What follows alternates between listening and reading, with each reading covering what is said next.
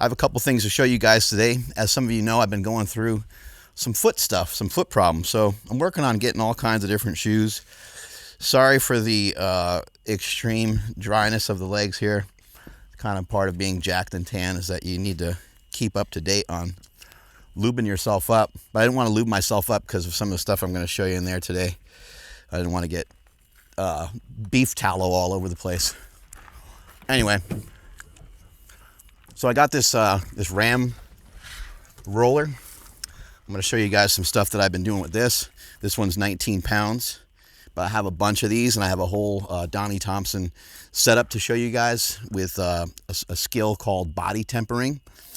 It'll be a little hard for Ryan and I to show you it. Like, Ryan will have to kind of load me up with a bunch of stuff, and then he's got to film kind of in between, because you do need 2 people to do it normally.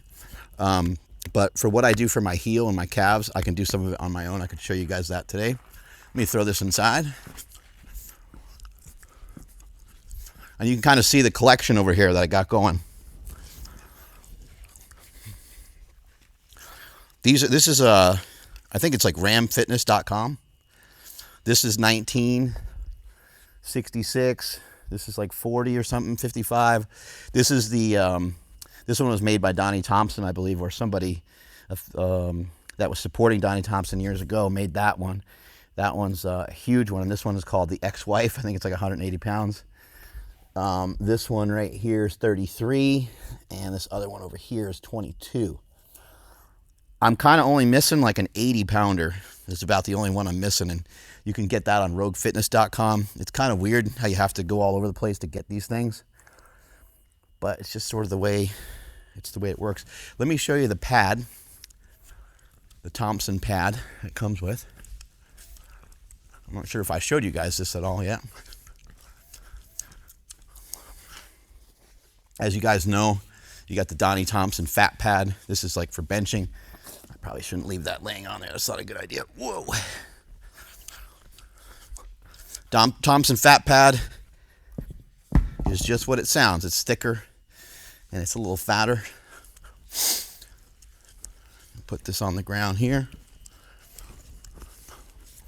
This just folds out real easy. This is lightweight. I mean, this thing weighs, can't weigh more than 5-6 pounds.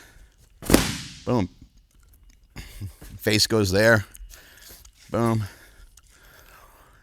Feet go down here, and you just, body tempering is just like laying a bunch of those items on your body, and over time those heavy objects will dissipate into your body, and it will like kind of squish into the body, and help relieve a lot of tension. And then, of course, if somebody rolls it on you and all that kind of stuff, of course it's going to make a big difference. Somebody leverages, they put a little bit more effort on one side versus the other. This guy here, I think, I can't keep up to date with where you can get all this shit because it's been discontinued. You might be able to get this from Takeover. The company that Duffin got like bought out and pushed out of. Anyway, the Takeover company, they have something like this. This is called a pain pill. I think you might be able to get something like this on Rogue, but this thing is not light. It's like 20 pounds. This is something that I'll carry sometimes when I'm walking. And, you know, it's good to, like, you want to, if you're going to carry something when you're walking, it's a good idea to carry something that's kind of annoying. So don't just carry like a 5-pound dumbbell, carry like a 15 or a 20. Later on today, I'm going to carry this guy on my head just to kind of demonstrate and show you guys. These sandbells are great. This one's 30, so I can walk with it like this for a little while, walk with it like this for a little while, put it up on the shoulder for a little while, carry it kind of, you know, awkwardly here, put it on top of the head, boom, walk with it up here, you know, balance it on the head, a little bit of the neck, right? Let me show you what else is in my truck.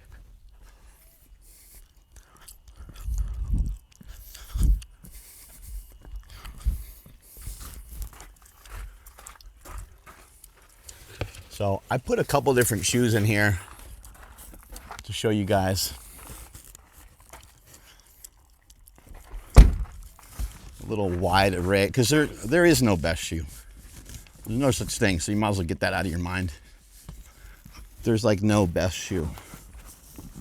There's best shoes for certain scenarios and situations. I'm also going to show you a couple things I've been utilizing to help my foot. But one of the most helpful things in my foot was just proper footwear.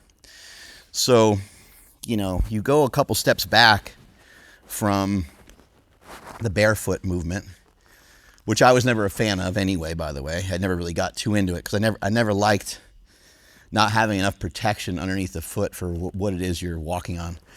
Out here, when I come over here to train at my home, we have some gravel out there, and if I'm going to participate in anything outside, like walking overheads or doing something outside to get the sunlight, then having a shoe that doesn't have enough support underneath it, it just sucks.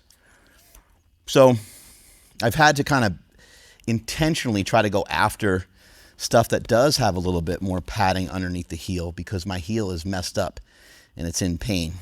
And I realize some people are like, oh, well, your heel got messed up because your foot's not strong or whatever. That might be the case. My foot may not have been strong enough for doing what I was doing, which was starting to sprint for longer periods of time. That longer duration, I think, caught up to me. And it's a really weird injury because it feels like somebody hit my heel with a baseball bat, but it won't go away. Well, that's really weird, right? Like a lot of times you get like a bruise, it's like lasts like a couple weeks or something, maybe at the most, right? This has been lasting for months and months. And anyway, you can help out in the comments. You can let me know what you think I should do, but I've been doing all kinds of stuff for it. Been working on the tibialis, interior, posterior, working in here, working out here, working the calves, working through the hamstrings, going up into the hip.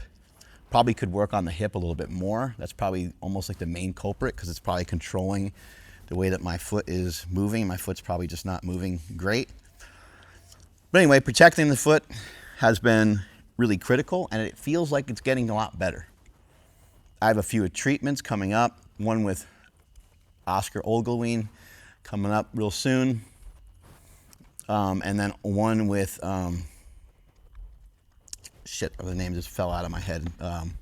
It'll come to me in a minute. Anyway, I got a couple of sessions coming up to really work on this and to try to get this thing out of here once and for all. I had my buddy Lenny working on it a bunch too, and he was able to make quite a bit of progress, but it's like it still hasn't completely left the building. Once the foot is at like an 8 out of 10 consistently, day in, day out for maybe a week or two, and then maybe I'll start to, jog or start to think about implementing some sort of tempo type stuff, maybe even just like a little bit of like hops and stuff. But I've done even small amounts of this and even small amounts of sled stuff can sort of aggravate it, so I got to be a little bit cautious with it. Anyway, back to the shoes. So these are some Ultras. This one is, what the hell's the name of that one? I thought I would be able to remember it. This is Vivo Barefoot. This is a nice shoe. This doesn't have a lot of protection at the bottom, but this is a good like hike shoe. This is a really good shoe for pushing and pulling the sled, especially pushing. I found that when I push with a lot of other shoes, my foot will go like this. When the weight is really heavy, my heel will come out. Even when I tighten them up, it doesn't seem to matter. I tend to fall out of my shoes when I'm doing heavy sled stuff. But with this one, because it captures the heel and it goes up a little bit, it's like a midsole. Because of that, these don't fall off. These do have enough underneath the heel to make for a good shoe. I would say if you have any heel problems, I think you want some stiffness to the heel. So this has a lot of stiffness to the heel, even though this part moves around a little bit. This part up here, maybe doesn't matter as much as long as it's kind of grabbing around the heel. I think that could be really important. These, they're not crazy stiff around the heel, but there's enough there. And, kind of more towards the back. You really don't want, like these are actually a little too soft back there, I think. for maybe the injury that I have. But you can see wide. It's not even a wide toe box. We need to probably stop calling it that. This is just foot shaped. Foot shaped, foot shaped. This may look a little less foot shaped, but there's plenty of room in here for my foot because it does have a little bit more of a curve to it than this one. It curves in a little earlier, but usually big toe, second toe are bigger, right? And as you get to 3, 4, 5, 6, wait, you know, I'm not supposed to have 6, right? As you get to 3, 4, and 5, do shrink down a little bit. And then the foot is like at its widest point is about here. You know, for almost everybody. Everyone has different feet, different toes, and so forth. But for everybody, that's usually about where the foot's the widest, and that's where the shoe is the widest. So that's a good foot-shaped shoe. These guys, the Paluva, this has been really nice. I've been wearing these in my house. I have like granite, you know, floors, marble floors, and it's annoying to have to wear something inside the house. I never thought I'd get to that point, but I do have a tremendous amount of pain in my heel that I'm trying to get rid of. My feet don't hurt walking around my house, but I noticed that I can get more reprieve by throwing these on because these work as like toe spacers. There's also a little bit of padding right here, and so this shoe is keeping you, it's just keeping you slightly off that inside ankle bone, which could also be something that's maybe a little bit helpful. Obviously, we still got to train the foot, still got to train the calves, still got to train everything. Let me get back to this shoe for a minute, just so I give you guys the name of this shoe, because I don't remember what the hell it was called.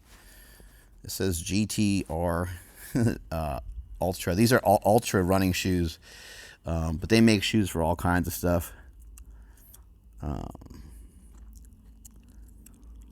Well, I want to say it's Olympus, but that's the other one that's in there. Anyway, maybe it'll come to me. These are waterproof, which is nice too. You can probably just look them up. When you look this up, you'll probably see it on there. Oh, there we go. It says it right here. Lone Peak. My bad. Yeah, Lone Peak. So that's a good shoe right there. Yep. I could probably tighten them up a little bit more. You saw me just slide them in when things on there. If I was to wear these more, especially the other Paluvas, the lace-ups, that might even help a little bit further, especially with where I'm at now. So that's something I'm thinking about as well. So that's something I'll look into, because that one just is a little bit more form-fitting. These are some tools I'm going to show you to work through some of the heel pain. Body lever, this roller 8 thing, and then here's one more pair of shoes. Remember, as I was saying, there is no perfect shoe. There's just like perfect shoes for perfect things. There's also no perfect sock. These are wool socks that are made by Ultra. The socks I'm wearing right here, I forget the name of these, but these are merino wool. I think these are merino wool probably too. That's what everyone's using nowadays. This has a nice advantage of it's a little thicker down here and a little thinner up top, probably for like, you know, breathing, you know, breathability of the sock. But you would think that these thicker socks, you would think that they would suck, and you think that when something's wool that it would suck too. But I found that these kind of socks are really interesting. You can wear them like a whole day, and it's gonna smell a little bit, like probably because your shoe just stinks from other socks and so forth. But it seems like you could almost wear them again, you know, not that you would, but it seems like you can get multiple usage out of them if you needed to. And I think that's why hunters and some people like that tend to pick stuff like that, because they don't want to have to pack so many with them. They can wear those socks multiple times as long as they kind of dry them out a little bit. So this is Olympus, and you can see, you know, now we're starting to get into looking like we have a ton of padding underneath the foot, but we really don't, because when you get inside the shoe, like I'm like down here. So from here to here is how much padding you have underneath your foot. Okay, it's not, you know what I mean? Like, it's not that. You don't have that much pad. You don't have whatever amount of, however long that is. You don't have that amount. You have about half of that, because my finger inside is pushing down to there. But anyway, because these can kind of look a little bit like a Hoka, right? And I don't really necessarily want to be in a Hoka, but again, for the injury that I have, I need to make sure I'm protecting my foot a little bit more than normal. And as I transition out of this, I will probably get into shoes that maybe don't have, quite as much support, quite as much padding, but I also, won't make the mistake of just running in things that are like just too flat, too flimsy. If you remember, like 2 years ago, I was running in some sandals. I was running in the Shama sandals, the Shama Power sandals. That's not even what I'm talking about, because the stack height on a Shama sandal was pretty good too. And the one, I don't remember the exact stack height of the ones that we selected, but that one even has, like, I can walk on the gravel out here and it doesn't hurt. It just kind of might depend on if you have other types of Shama sandals, then they might not have that same millimeter thickness. So that felt, that wasn't ideal in terms of its support, like a shoe. The shoe's gonna give you more support. But I felt like all that running with the Shama sandal, I felt like it was productive. I felt like it was good. And then I discontinued it through the winter because it gets cold and your feet are freaking cold. And then when I started to sprint is when I didn't really, I should have maybe reacclimated to something like a sandal. I should have maybe done a little bit more barefoot stuff. That might have been helpful to prepare me, but I had no idea that injury was like waiting for me on the other side like that. So anyway, these are just some cool shoes. I'm just trying to show you guys some different stuff. Maybe you don't fall into the same trap that I do, but more than likely, if you're gonna train intensely, you're gonna get got. Like, it's just gonna happen at some point. Something's gonna happen to you. It's inevitable. Now, if you're avoiding stuff and you're not moving at fast speeds and you're not doing stuff for time and you're not trying to lift particular amounts of weight, then you can do this, you can do all this stuff forever without getting hurt at all. But then you're not really challenging yourself that much either, right? So I'm gonna make sure that we're challenging ourselves, make sure we're giving it a good go. And even competing, if you're going to compete in something, you're more than likely to run into an injury. Make sure we just put everything back. All right, so this is the Roller 8.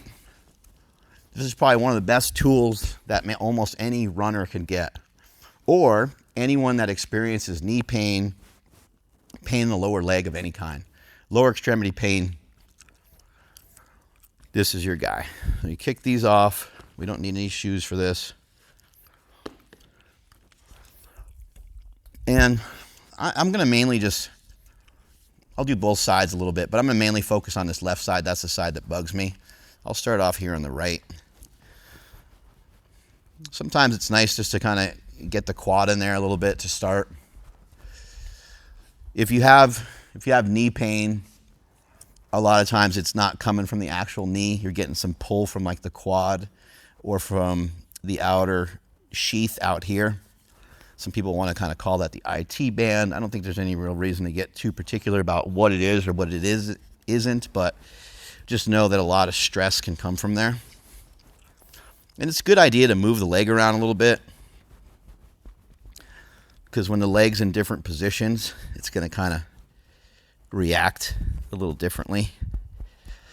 And you can kind of pull, I can pull this side so there's less tension and stress there, but it will put more tension and stress on this side. And as I go up a little higher, I feel a little bit more stress. I did some belt squats yesterday, and I'm feeling that shit. Whenever you find a lumpy, ropey thingy, try to breathe through it. And if you need to breathe in the nose, out the mouth for it, then that's fine too.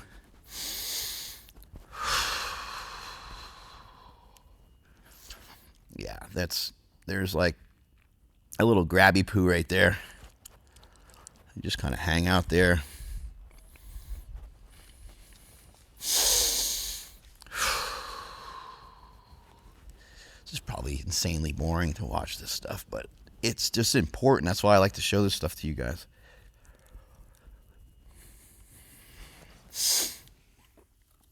There we go. So almost everyone is going to have some tightness through the shins. Anyone that's moving around a lot. Maybe just anyone, period. I think maybe everyone has some knots in there that they don't even know about. And you'd think like, oh, if I don't know about them, well, they're probably not bothering me. But they probably are bothering you way more than you think.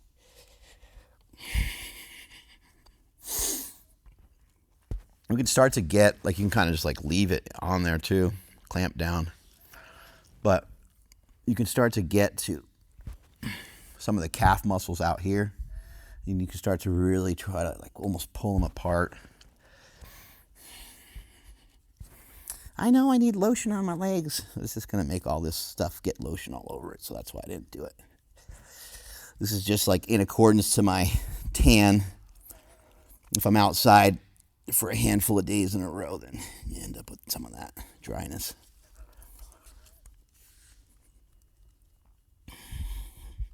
As you get down here, it's a little ropier, a little choppier. The material down here in your body is a little different. So it's pretty uncomfortable. But you can get a lot out of working through some of those spots. You might want to play with the foot angle. You can kind of have your toes down. Try to have your toes up.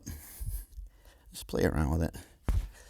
And usually I can kind of cinch back into here and just squeeze the whole calf.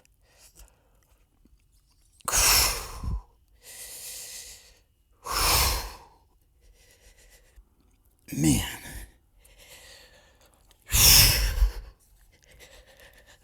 What I like about this stuff, you're working on like multiple shit at a time.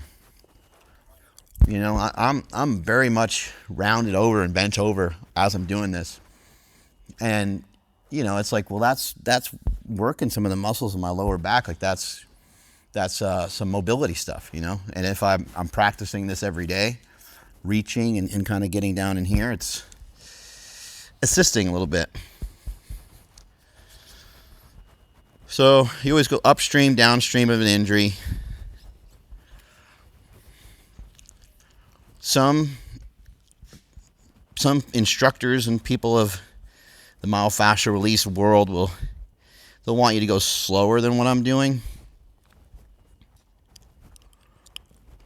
And that's a technique, that's the way to do it. But for some reason, I always kind of like this, like kneading and rocking. It's always felt right to me. You got to go with what feels good, what feels right. Nothing in there. That feels pretty good. Or at least I don't feel anything in there.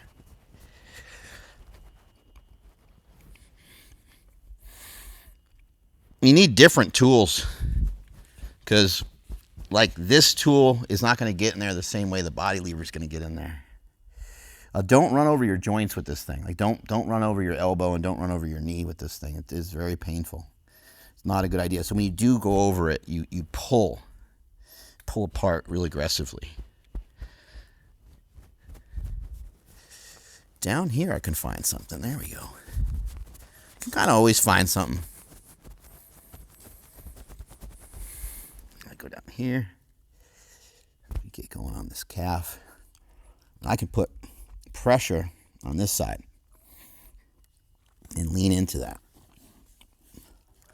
shin bone. I'm not on the bone, I'm on the muscle. I can lean into that sucker.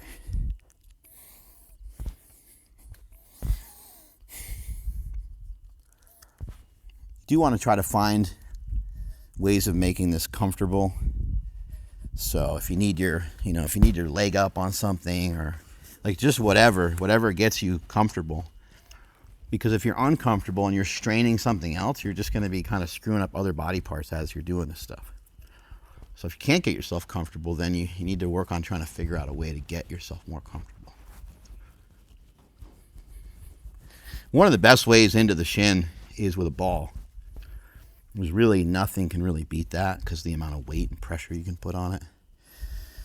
So now we're just going to work on squeezing the calf.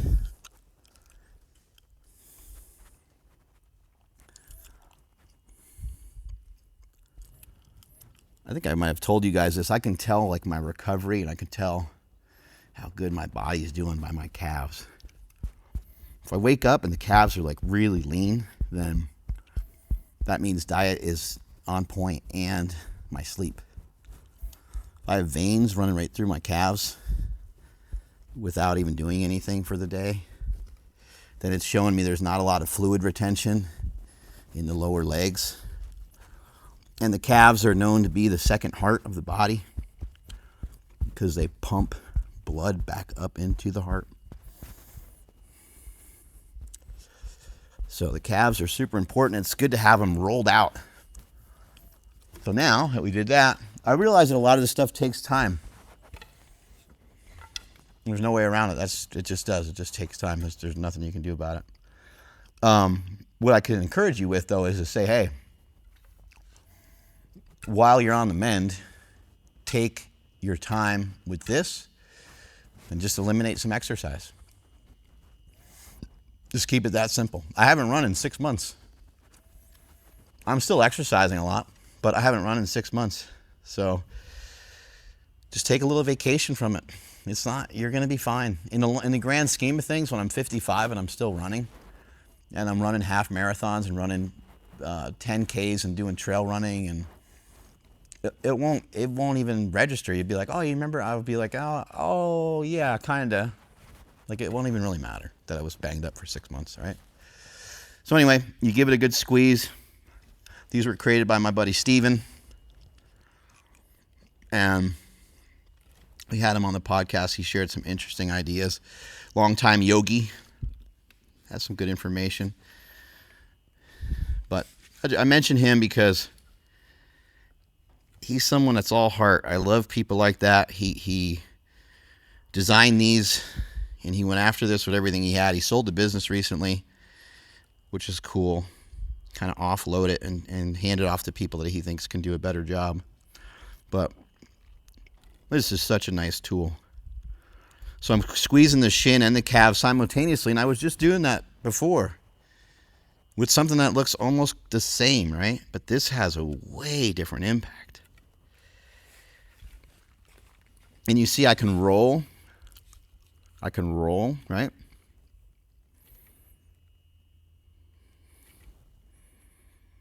I can roll. I can also like pull. I can grab the skin and I can push downward and I can pull up. And that skin, look at that skin twisting. This is what happens when we're running. We're getting some rotation. And a lot of people have a hard time getting their shins and their knees pointing straight forward. And so you could be one of those people. Like, let's say that your knee is always like this, even when there's people that are like this, even when their foot is, even when their foot's straight, their knee is like out, okay? And for someone like that, it might be a good idea to go smush in here like this, and then take this whole thing and just move all that shit over. I'll show you again. Look at my shin. Like, kind of focus your gaze on this right here, okay? And watch what happens to my leg. Compress. We're going to compress over here, right? Shark bite it. And we're going to take this bitch. We're going to move all this fascia in this other direction here. Or at least the skin, right? Maybe it's not the fascia. Who the hell knows, right?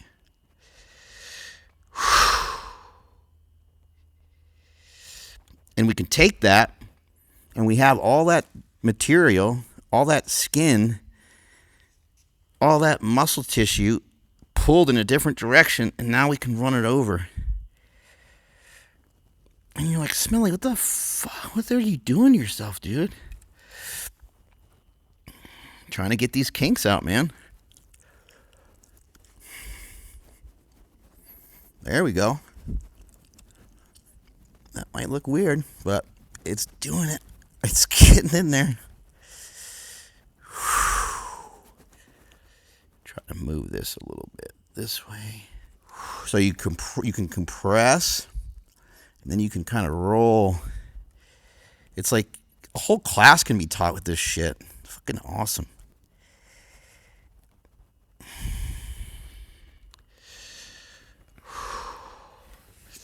Imagine my shin and my calf just being stuck, right? And then my heel being like, yo, what's going on up there? Why are you guys so dysfunctional? And now I'm trying to get rid of some of that nasty tissue or relieve some tension or whatever you want to say it. So there's also this little butt plug here. You find a good spot. It's almost better just to kind of like nail that butt plug down in the right spot. You find a good spot. And once you kind of find a good spot, then you take that other side and you jam it down. And you can't really just like you can't really just like muscle this thing in there to get like a feeling. You have to really work on getting it in the right spot. So that took a second for me to find that. Now I found something. And now it's taking me this way. I could take my whole body this way. I don't even remember if I've ever even done this before. Because it's going to be a little different every time you work on this stuff. There we go. You may have to put your foot up on a pillow or something at your house or in the gym on some plates or whatever. So that way now I have room so the thing's not going to hit the ground.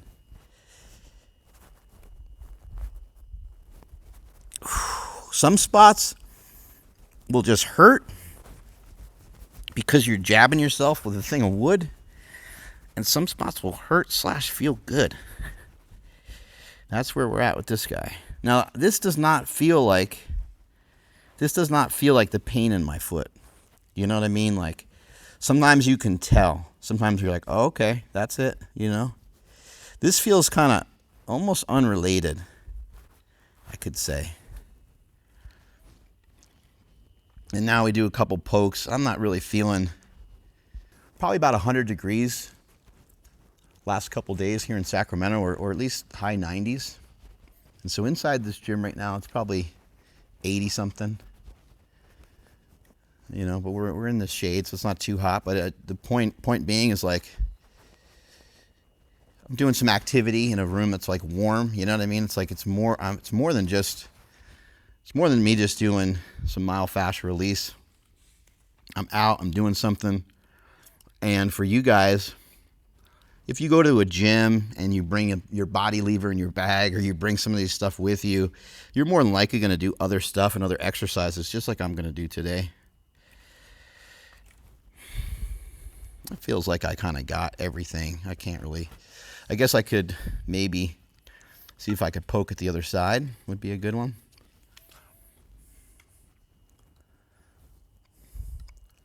Oh, clothing's a big deal too. If you have pants on, this whole experience is going to be completely different.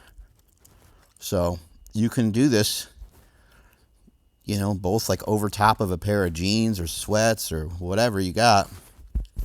You can also try to mess around with it just straight on your skin. It's going to have different impact. Like, one's not necessarily better than the other. I'm not really feeling too much. I guess there's a little bit there. I'm just trying to find. All right, fair enough. That hurts. We're just trying to find some feedback. What's the feedback? What are the sticky spots? And now we can also, you could always do this activity here. Whenever you find a spot that's nasty, we can go, hey, you know, hang out here and then squeeze a little bit more and then bring the toes down, relax. Now push the toes down further. And you can kind of almost fight against it. Like, see how I'm pushing it? See how I just pushed that knob away from me? Because I flexed that, whatever that muscle is there. Probably like posterior tib or something like that. Or part of the gastroc, maybe, I don't know. Anyway.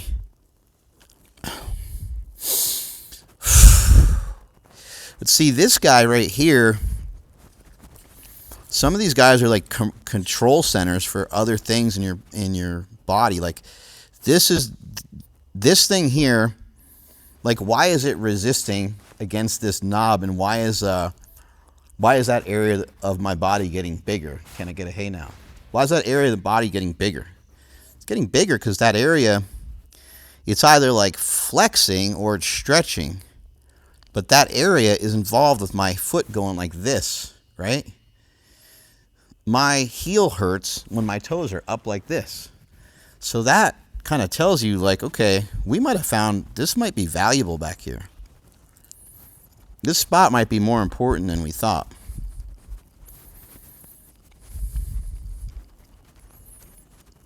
You do not know where you're going to find your ailment. You don't know where you're going to find it.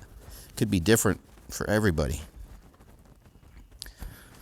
But whatever's bothering your toe, whatever's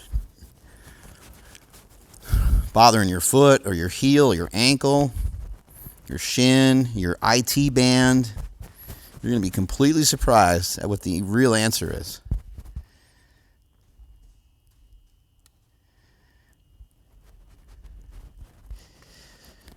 This stuff takes some patience, takes some time.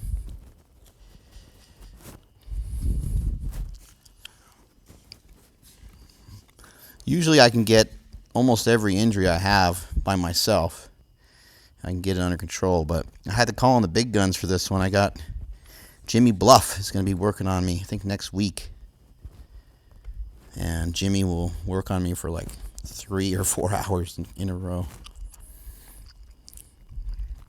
Which is the kind of thing I need probably. Yeah, we hammered all that. I mean, I guess you could say, I guess you can kind of say you can overdo this stuff sometimes,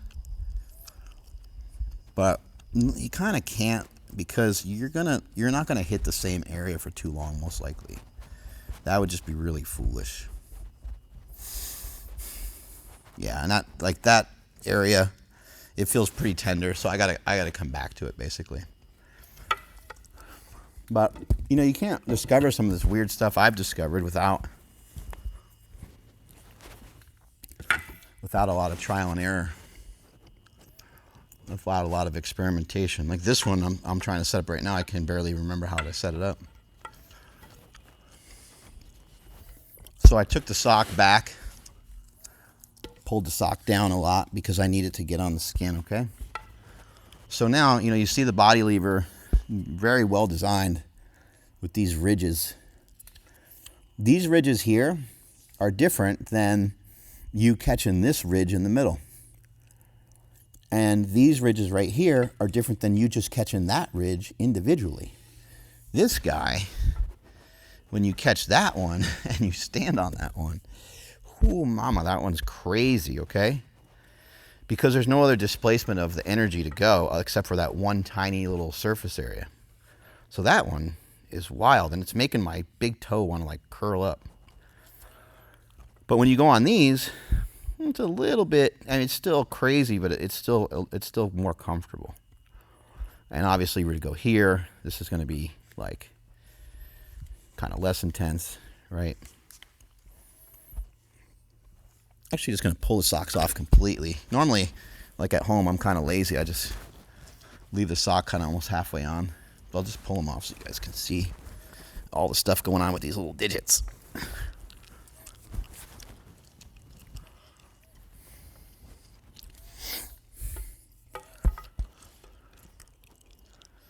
So interesting and weird thing with my heel is my heel, it's my left heel, and my left heel hurts when, so I can push on it right now. I'm pushing on the heel, and there's a little sensitivity here. A little bit. There's nothing back in here that I can tell, but there's a little bit there, okay? Now, if I really jam in here and I end up moving my whole foot around, that's when I can feel it. So when this foot is articulated a little bit that way and a little bit like up and in, okay, when it's just like that, and I start to wail on it then, it hurts way more. It won't hurt if I'm like that, because I can like smash on it, you know? Feels tough, feels resilient. But when it's relaxed, it starts getting this way. So I found this. I think this is how I do this, or maybe, yeah, something like this. So I found that little bastard right in there. And now I just kind of roll through it.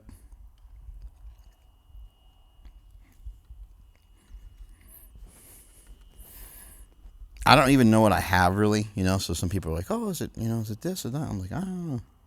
Is it plantar fasciitis?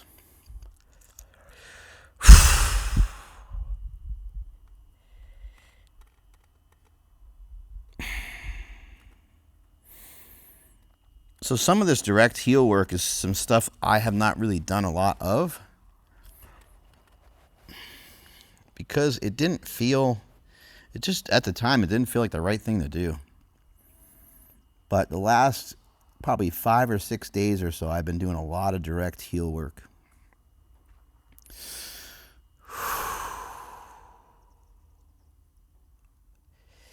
And I think this is the answer, because it feels like it's getting better.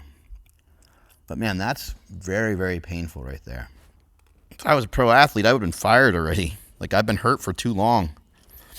You know, you think about like Christian McCaffrey last year had all those foot problems, you know.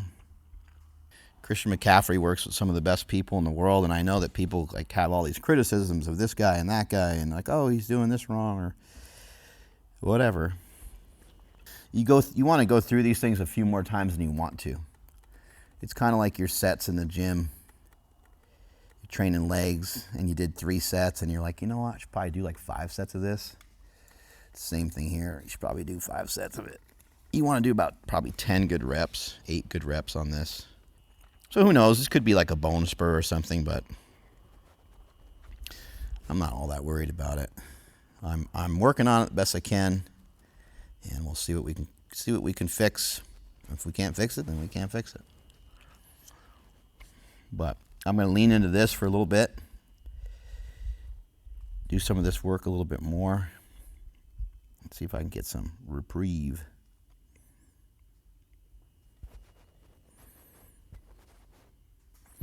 Okay, let's see if I can show you that other way I was doing that too. So I was going here,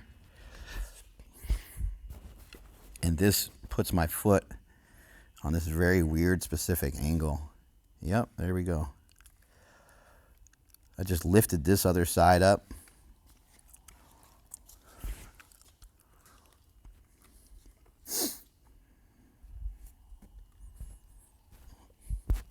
This feels like it's very close to the spot, and that's an important area to work too. So like, this doesn't hurt that bad. I know there's some people probably watching some of this going like, man, I had foot pain. It drove me crazy. A couple people had some good advice for me so far, you know. Wearing some stuff inside the house has been helpful. And we can get on the inside of this foot. When I was running my 400, I was running around a turn, and that's still new to me. And so that outward force, I think, because I was curving to my left. And I think as I was doing that centrifugal force and the forces of me running, you know, semi-fast, probably running like a 4 or 5 minute mile pace, somewhere in that range for my 400 meter that I was doing. I think that force going around that turn kind of, you know, my foot is now like this, okay? And it's trying to articulate and stay here without this side, you know, crunching down. But I think as I came around that corner, I think that side did kind of crunch down a bit. I don't remember feeling anything in particular too much on any really one particular day, but there was one day where I do remember going, oh, okay, I felt something in my foot there. And it was a few days later where it got really hard to do just even like a jog. I was like, oh shit, maybe I messed myself up.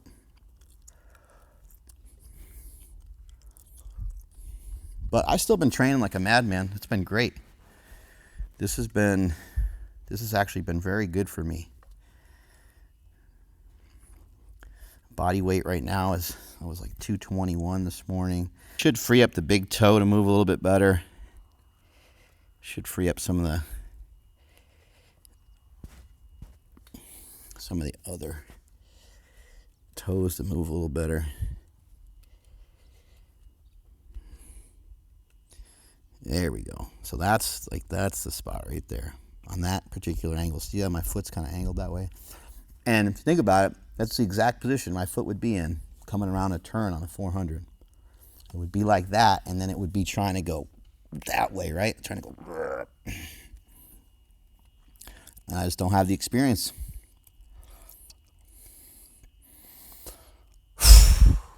Something that's also been helpful, by my bed, I have some pillows. And when I get out of bed, I step on the pillows for maybe 5-6 times. Just march on the pillow, basically, and then I go to the bathroom. And that's kind of helped my foot feel better once I start walking. I've been doing that for years, even before I ever hurt my foot. I learned that from an old chiropractor friend. So that's something you can try, even if just your back is tight and stuff like that too.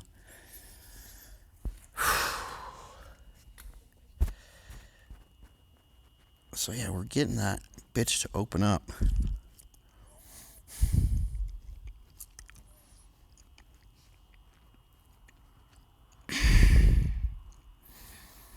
Some people, they might watch something like this and be like, oh man, I don't have the time for this. Well, you might have to make the time for it, because you might be compromised, and you might, this has been super annoying to me. So I don't have the time for it either. I don't want to make the time for this, trust me.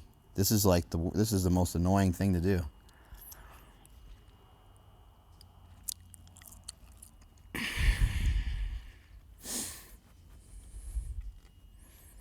But I'm really grateful for a lot of this stuff. I'm grateful and thankful that this allows me to share some stuff with other people. And even if it's only, even if it's not some large number of people that watch this that learn from it, the small number of people that do watch it can have a better understanding of how to fix themselves. Because we could be talking about anything right here. I could be doing this for my shoulder. I've laid on this before with the back of my shoulder, and it feels amazing on the rotator cuff. You don't even really need to be, squeezing it or using the other side of it necessarily for it to be effective. Sometimes when you just get your foot around something, your foot will want to really grab. Without me, see, I just relax my foot. There's certain buttons underneath my foot that I can hit, and right now this guy is pushing into these two are pushing into each other just by the nerves I'm hitting underneath. They're you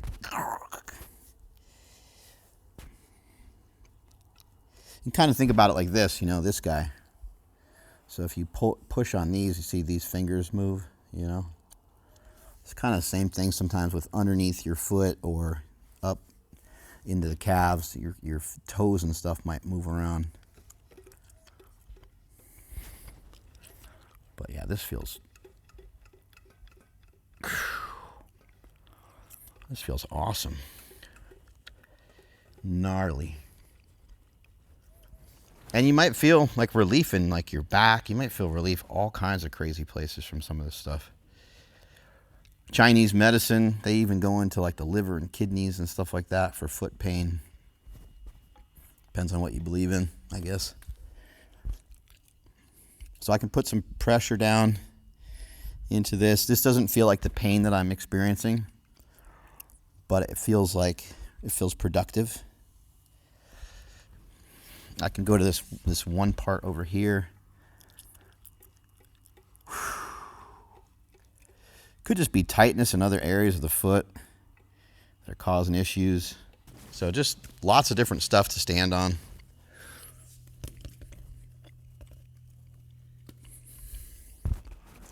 Maybe hold on to something and, be careful with your balance. Whoa.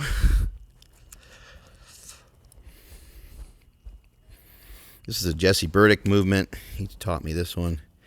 2 tennis balls usually, but 2 tennis balls is like a little harder to manage. Nice that one ball is soft and one's harder. You can kind of dissipate your weight into one versus the other. This ball, this yoga ball from Jill Miller is nice because you could put all your weight on it and it's not gonna like feel like it's gonna kill you. That's just pushing up that kind of ankle bone stuff down there.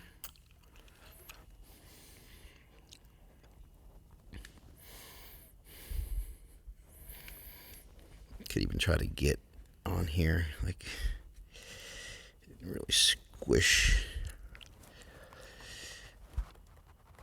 Because a lot of this is like, it comes from like up, like, you know, the articulation of your feet. Like a collapsed foot comes from all this stuff up here, right?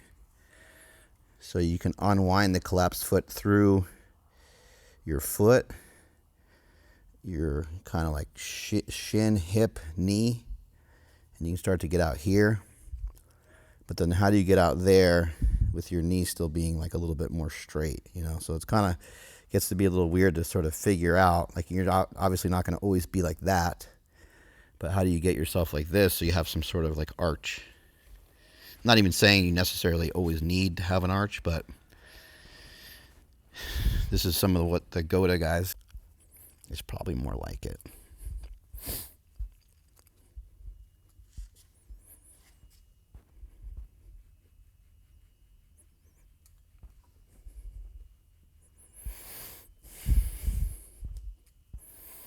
And then even practicing, just like standing on this. Remember Nsima a while back was rolling around the PVC pipes and stuff, right? It's a pretty good idea.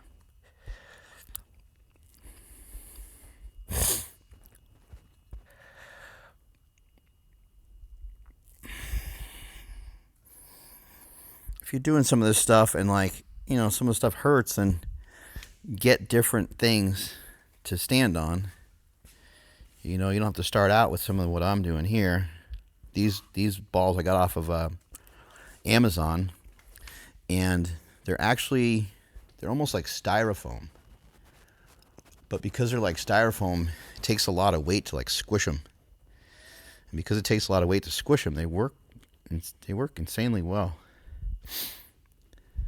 But I can squish them all the way. You see, I can turn it into like a square almost. But look at the top of my foot. Watch how like white the top of my foot gets from that. It's just changing the pressure of like where the blood is for the moment.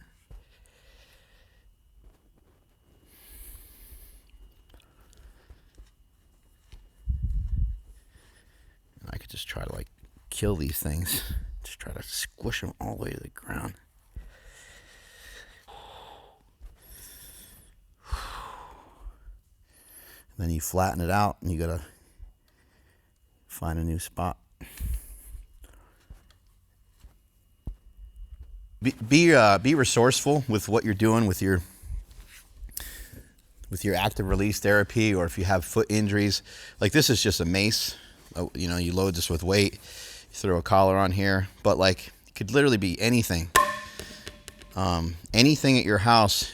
This could be like a pin, like a rolling dough rolling pin. You know, you could use that for your foot. You could just anything that you can think of at your house that resembles something like this. This could even be something that's just like in your yard. You know, you have some sort of metal, whatever the hell thing, or this could represent like a wire, like the cable wire for my Tesla.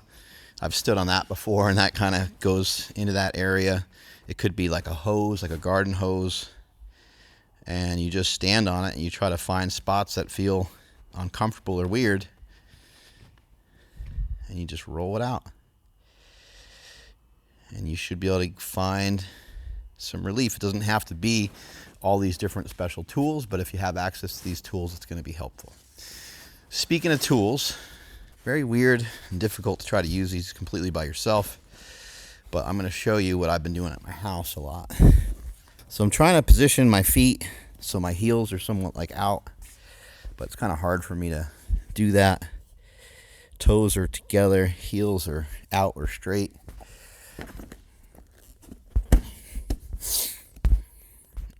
And I'll just kind of sit like this. And you can see I got the roller in front of me just to boost me up a little bit, because if I'm down here I can't really stretch as much. So if I'm up here I can kind of push back more.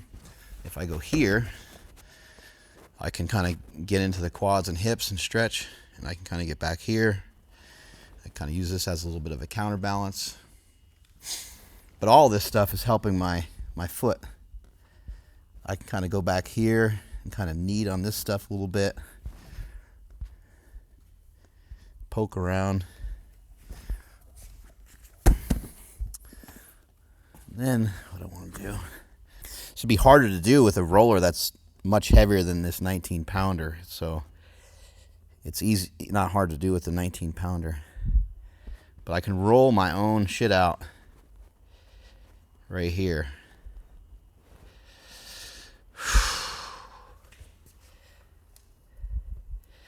And I'm kind of just sitting right on the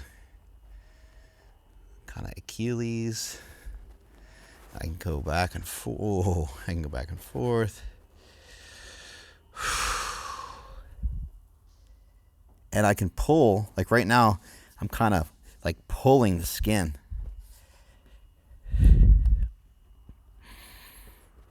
And then I can sit my hamstrings on the roller.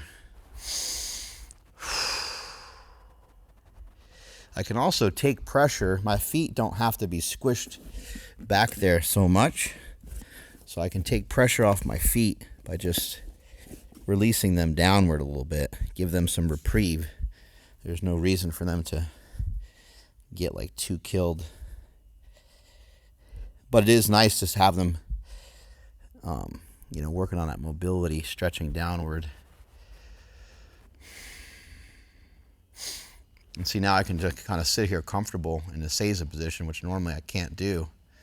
But because this thing is taking up some space, I can now sit there, get a little stretch through the quads, and get some of this activation through the shins, or through the calves rather. And it's actually weird if you try to roll over your heel. I found that to be pretty strange. I'll try that in a second. Going up the calf. The calves are the hardest thing for everyone to deal with. Whenever I put people on this, whenever I kind of call this like, this is like putting people on the smoker. You put them on here and you let them just kind of be on here for a while. You could put someone on here for like an hour just with these tools laying on them. But the one everyone always has the hardest time with is always on the calves. Most of the time, the other areas can take pretty good pressure without it bothering you too much. So now, let's see if we can go get the feet to stretch upward again like that.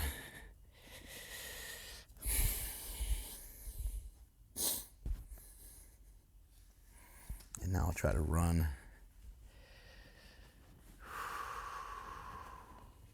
Wow. Yeah, you can kind of go, see how I'm going side to side. Probably hold this for a little bit because it hurts like a mo. I think ideally you'd want to do a lot of this stuff for like at least a minute. If we're arguing, for the sake of the video and boring you guys to death, I'll do them a little shorter. But I really think, I know I show you guys a lot of stuff. Sometimes you guys think things are like real gimmicky or whatever. I think that this is going to make a difference for me. I think this will make a big difference for my tissues. And the unfortunate part about this is you do need someone to help you with it. Like not with what I'm doing right here, but you typically need someone to help you with it for the most part. And that's unfortunate, and it does take time. But I think the only way for me to fix some of my tightness is going to be through like pressure. You know, pressure is what got me tight, and pressure will probably be the thing to help get me out of it. I'm sure there's other things to do as well. I'm not saying that's the only way out, but I think it's one of the... So now we're going to try to run over the heel, which I told you before is painful as all hell. Yeah, because like that spot right there is just pretty weird.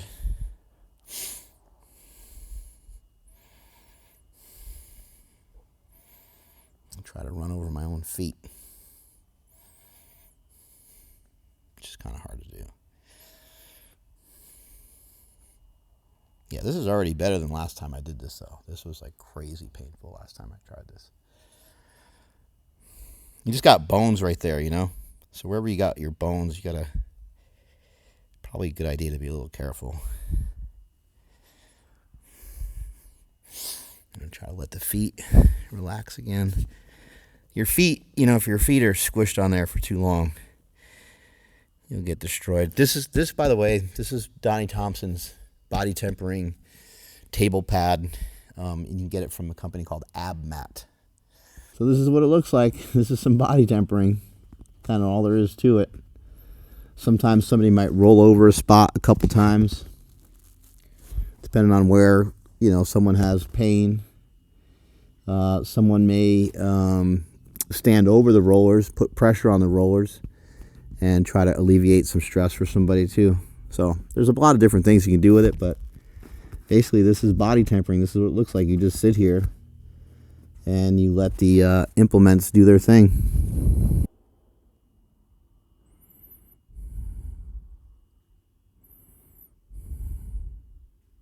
Feels really relaxing. You know, it's like people use like a weighted blanket, you know, kind of feels like that kind of treatment. You usually need like almost like a heavier roller, but you kind of do shit like this. Roll out your shin.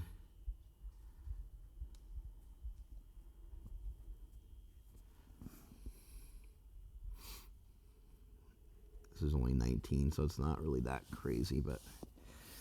And then your quad. Probably want like a 33 pounder or so here, but this... Oh, that still works. Yeah, especially because of the angle. But this is some ways you can do some of this shit on your own.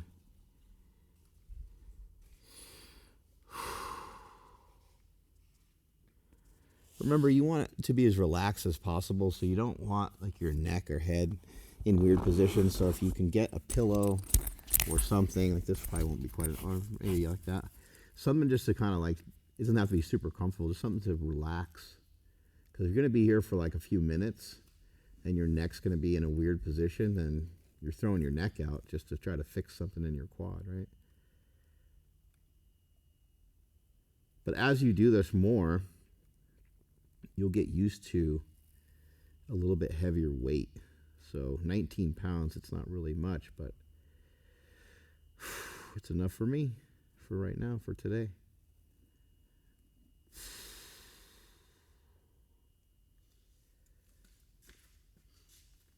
When you're doing this tempering stuff, try to stay away from your bones. So muscle tissue and stuff like that, but bones, ligaments, tendons, you know, just be a little cautious. And again, you can get a lot out of, like, I can go down like this, okay, and I can just like roll, like that's one way, but I can get so much more out of this by just grabbing the skin like this. See that move right there? Just grab the skin, and now we roll. And that is just different, because now it's like everything's just more exposed. The skin is a layer of protection for us. And if you pull that skin away, then it ain't there no more to protect, you know? And then the muscles and other things are just wide open to get crushed. But this feels good, and you can kind of like pull and scrape. Who knows what this tightness is doing to your body, you know? You don't really know. Sometimes it might be good.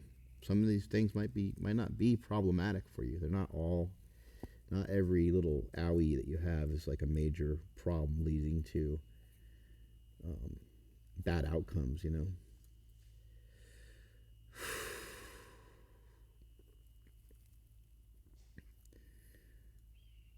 Anyway, enough of the fluffy stuff. Great ways to roll out, great ways to do some body tempering. I could put this on my forearm, okay? Like, you know, you guys got to kind of, you know, think of these things a little bit more on your own as well. But I would start out, and I would highly suggest, you know, looking into investing in some of these things, especially if you're working out with other people. If you're working out with other people, you can make a little dedication to, you know, committing to doing just a little bit of this. You don't have to do, you know, an hour of it every time you come into the gym, but maybe like one time a week, you're like, all right, once a week, I'm going to put you on there for 20 minutes. And then you know, commit and say to your friend, okay, once a week, I'm going to put you on there for 20 minutes. And you trade on and off. That's what we've been doing. I've been training with a couple of my old friends, and that's the way we've been handling it. And we're trying to, like, you know, before a workout, we're like, hey, do you need this or that? And one guy might be like, no, I'm all right. And then another guy's like, you know, I got this. And it's like, okay, well, let's put you on here for a few minutes while, you know, the rest of us are kind of screwing around. Then we'll readjust these things on them. And before you know it, they're good to go. They're ready to go into the workout. So Donnie Thompson is a genius. He deserves props for all this stuff. He did a great job presenting the world with a lot of different things. But this tempering idea being one of the major ones. Along with it's like some voodoo floss type stuff that he showed us years and years ago as well. Anyway, strength is never weakness. Weakness is never strength. Catch you guys later.